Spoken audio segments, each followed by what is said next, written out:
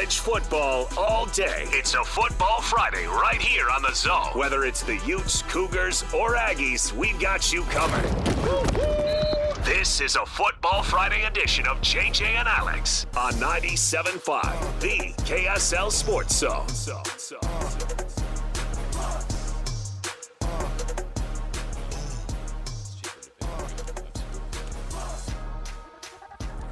Welcome back, everybody. Happy Football Friday to you. Alex, Kirry, Jeremiah, Jensen, thanks for being with us on the program. It's a conference championship edition of the program. We just hit up a couple of our colleagues who are down in Texas for the conference championship between Texas Tech and BYU last hour. Let's jump in this hour, and this is our final segment of the day because we got to get ourselves ready for the Utah Jazz coming up at the bottom of the hour. Pre-game from Madison Square Garden, or the game's going to be fired up at Madison Square Garden. Pre-game's going to start up at 4:30 right here on your home of the Utah Jazz, 97.5 the KSL Sports Zone. Let's jump in right here, though. Top of the hour, Nick Bromberg. He covers college football for Yahoo Sports. Let's get into it right now. It's time for the biggest story of the day. This is what made the cut with JJ and Alex on 97.5 the KSL Sports Zone. Doug Smith brings you this portion of the program.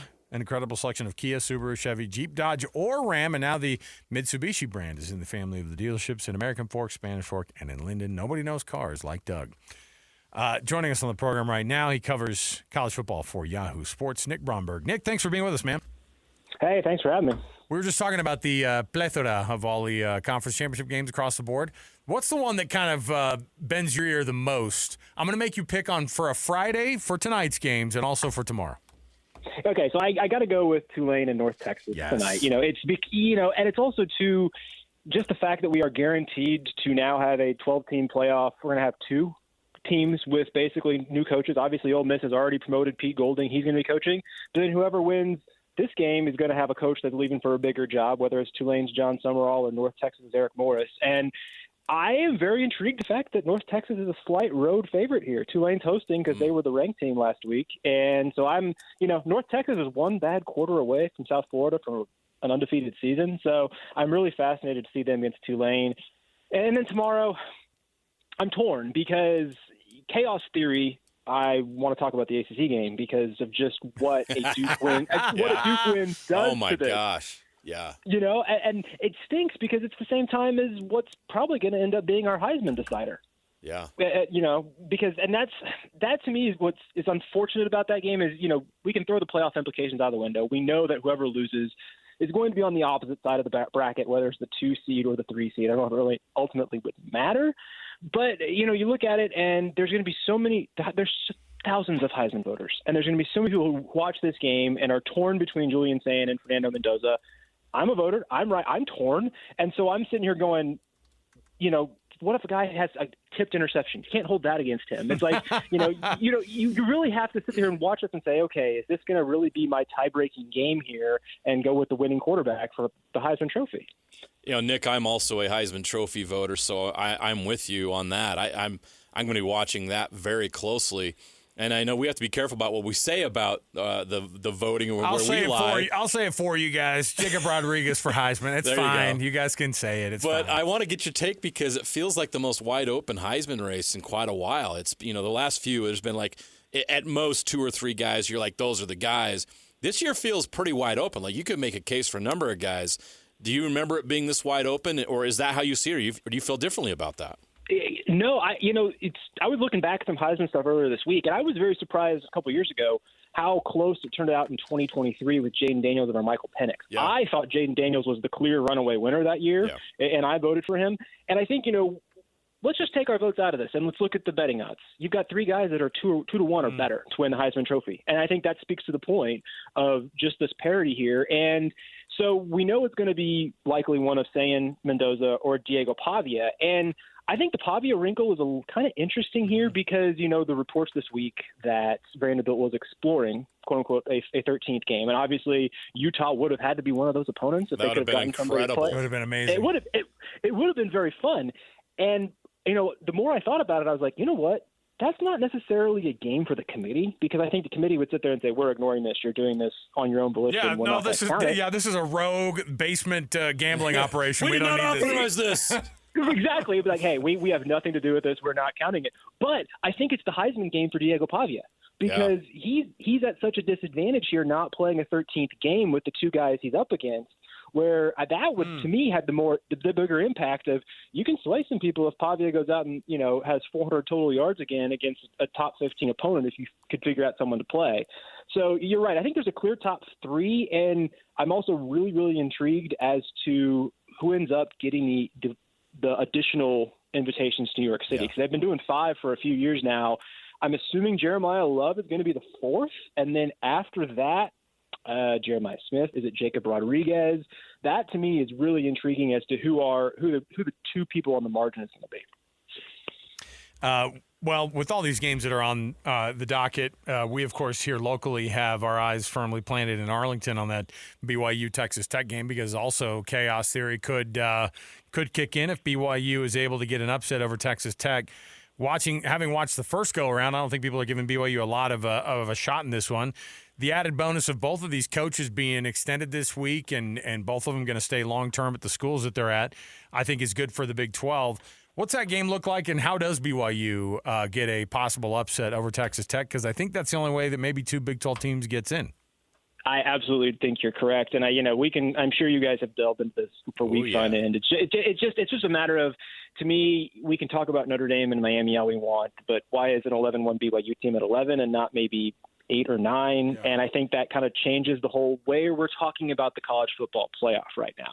And but I think the biggest question is for me for Texas Tech, and it has huge ramifications for BYU's running game. We saw in Lubbock about a month ago, BYU could not get the run game going consistently. If David Bailey is not fully healthy, he got banged up. They said, we think he's going to be good to go, but he missed the second half of that West Virginia game as a precaution. If this is something we don't truly know about and he's not at 100%, that can be the opportunity then for BYU, I think, to move some bodies up front and potentially, establish the run, do what they could not do in road environment. Although I will say it, with it being a sellout this week, I think it's going to be pretty much another road environment for the Cougars. I understand there'll be a lot of BYU fans there, but with it being so close to a Texas Tech alumni hub, I think there'll be a lot more red and black. So, we've seen Bear has not been intimidated by road environments. I think seeing an opponent for a second time is really going to help. And so, you look at it, I think the spread for a lot of people goes, oh, wow, this is going to be a Texas Tech walkover. And I'm not too convinced. I think I'd pick Texas Tech, but I'm not going to be surprised in the slightest if we're going to the fourth quarter and this is a one-score game. Yeah, obviously Texas Tech's a juggernaut. They're a top 4 team in the country, and they're a machine right now. But I don't think people understand how banged up BYU was in that game. A 10 a.m. start in Lubbock on the road. Absolutely. All those things, people aren't factoring that in. I think this is going to be a much different do I think the BYU is going to beat Texas Tech? I'm not sure, but I don't think it's going to be a blowout. But looking at BYU, you kind of alluded to that when you're talking about it. You can imagine how frustrated people here are about the College Football Playoff Committee and the way they're handling BYU. BYU is number 6 in strength of record. Are you frustrated by the way the committee's looked at this, and what's your opinion and take on how BYU has been handled and how all the rankings have been sorted at this point and the explanations being given? I think the Big 12 title game has been the crutch for BYU's ranking. It's the easy excuse to say, well, if they win the Big 12 title game, they're in. Well, yeah, sure. But, we saw this last year where you had an undefeated BYU team that probably could have been 2-3 spots higher up in the rankings and nobody would have batted an eye when the rankings first came out those first few weeks. And, you look at this and say, not only does I think BYU need to win this game, obviously, to make the college football playoff, but a win here plays well next year and the year after that and the year after that, where when you're in a similar situation to where if we're going to turn this, I'm not going to sit here and say BYU is not going to perennially be in this situation because I think there's every possibility in the world that this is a top 20 team on a regular basis to where we'll find ourselves back in a situation again next year in 2026 that BYU wins this game. They're now going to get that respect. And maybe they're not number 11. They're number 7. They're number 8. And I think the frustrating thing to me, and I do want to give Hunter Yurachek a little bit of grace on this in that, he was thrown into the role of committee chair. He was not expected to do this. This is only like his second or third week doing it. Yeah, but you don't need to sound like a total dope at this point. Come on. Thank you. That gets exactly to my point of like, you're talking about how Auburn is a tough place to play, where they went 0-4 at home in the SEC. They played Vanderbilt tough at home. No, that game was in Nashville. And why are we giving Alabama credit for a 17-0 lead over Auburn when Notre Dame had a 28-0 lead before Stanford scored? And that's a rivalry game. Notre Dame-Stanford, absolutely a rivalry, even though Stanford's 4-8 and Auburn's 5-7.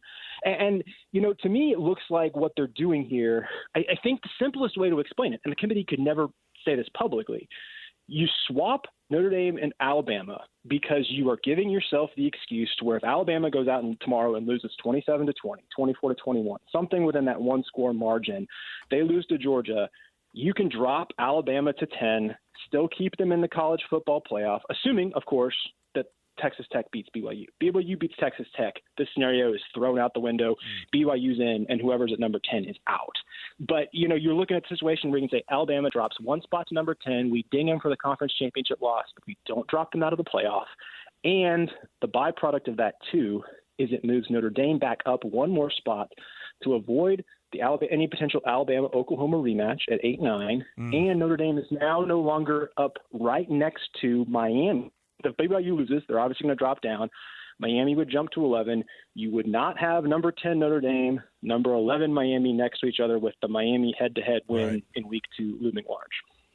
It's such an awkward year, and it's interesting because BYU was on the edge last year, and they felt slighted because they beat SMU in their building. SMU, had the same resume, same record, and exactly. And everybody looked, and then afterward, we all kind of went, "Oh, maybe they should have gotten a little bit more of a nod." And then you go, "Well, this year, if you're 11-1, then they won't keep you out." Oh, and then you have what you have, and I think that it just takes. I think just to your point too is that it just takes a little bit extra.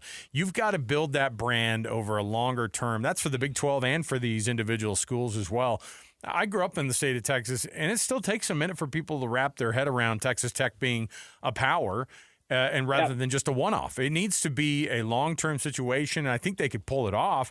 I think BYU needs to be like that. Of course, here in the Salt Lake area, they want Utah to be the same way, and they certainly have the potential to be that, and they have that branding of winning a couple of Pac-12 championships. That makes a difference. People think about you more when you have those types of resumes. And so I think that it does take, to your point, a lot more of just kind of winning going forward to make it happen as well. Well, no, and I agree with the Texas Tech point. I mean, I'll fully say I'm biased. Half my side of the family, all Texas Tech grads. So I've been watching Texas Tech football my entire life. But, you look at Georgia and Texas Tech, what Texas Tech is doing to Big 12 opponents and what Georgia has some really good wins in the SEC, don't get me wrong. But if the resumes are flipped, again, Texas Tech's probably the number 3 team, or just blind test. Texas Tech has a real good case to be the 3 team and not Georgia right now. So you look at it from that perspective, and we were going to the committee. We were supposed to take all this stuff out, and clearly we've gotten to the point where these ranking shows are doing way more harm than good because we never get a consistent opinion. But then we're also never going to get rid of these ranking shows because it's content for ESPN, and it's something for us to be talking about like we are right now every week because they did it. It's like following the March Madness plan, I think would be fantastic. Give us one with 2 or 3 weeks to go in the season, and then give us the final one and leave us all guessing. But we know that's never going to happen. Before we cut you loose, I'd love to get your thoughts on this Big 12 championship game. How do you see it coming out? What's going to be the key for either team to get this win and with so much on the line on Saturday?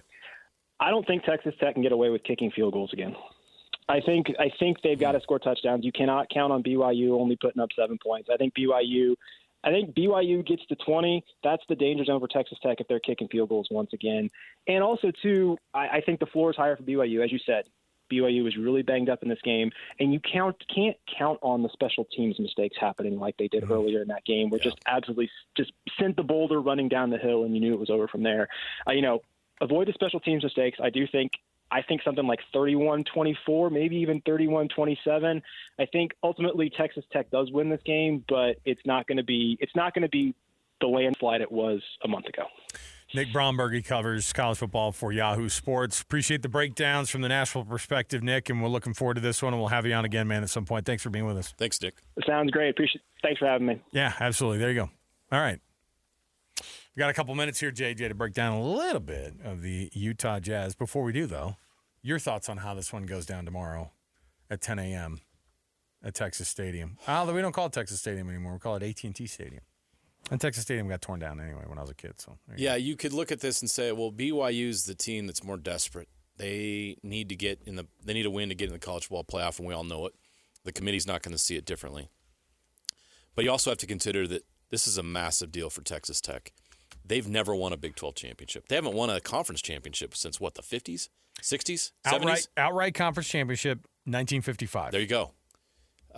This is a big deal for Texas Tech. This is what they spent all that money for, and they know what's at stake. They win this game, they not only make the college football playoff, obviously, they'll get a bye, and they'll have a chance to really put themselves in a great position to compete for a national championship. So both teams have a lot at stake here. I want to pick BYU because, for obvious reasons, this Texas Tech team is we haven't really seen good. it. I think it's going to be a much better performance by BYU. Can BYU run the ball against that team? If BYU has to beat them with throwing the football, I think they can get some moments there, but I'm not sure they could do it consistently like Arizona State was able to. And even then, Arizona State needed to score at the end to win that game. I think Texas Tech wins, but this is going to be a very close game. It's going to be a battle down to the very end. And it's going to be heartbreaking for BYU if that's the case because, in my opinion, they're deserving of being in the college football playoff this year. I'm looking forward to it. The more I think about it, because initially, and all the entire time I've been trying to think about this game, I haven't given BYU a chance in my head. It's hard. I start to give them a little bit more of a chance when you start to think the stuff that's on the line and the things that these young men sometimes will do to push these things up in their head of, man, and just start to perform at an insane level. And, if the edge of this game, I think Texas Tech has been performing really, really well. But it's not something that they have done consistently in their history either, even in the recent history. So this team has been exceptional this year. This team does not have a history of going to games like this. BYU doesn't have a history of going to games like this either. They've never done it. Well, I mean, at this level. It's a new world. And so why not look at it from that perspective and say, okay, BYU's got nothing to lose. Throw it all out there. Put it all on the line.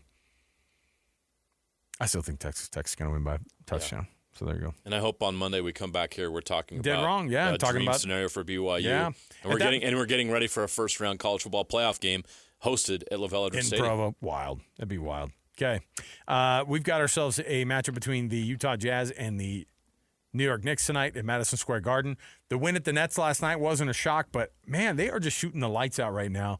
And to have a 30-point and 29-point performance from Lauri Markkanen and Keontae George, respectively, like, those guys consistently are playing like this, JJ. And the nights that they're not, this team loses games. They lose on other nights, but these guys are, to me, just phenomenal. And Keontae George has just been an absolute revelation this year. Yeah, absolutely. Keontae George has elevated his game, and Lauri Markkanen's averaging 28 points per game.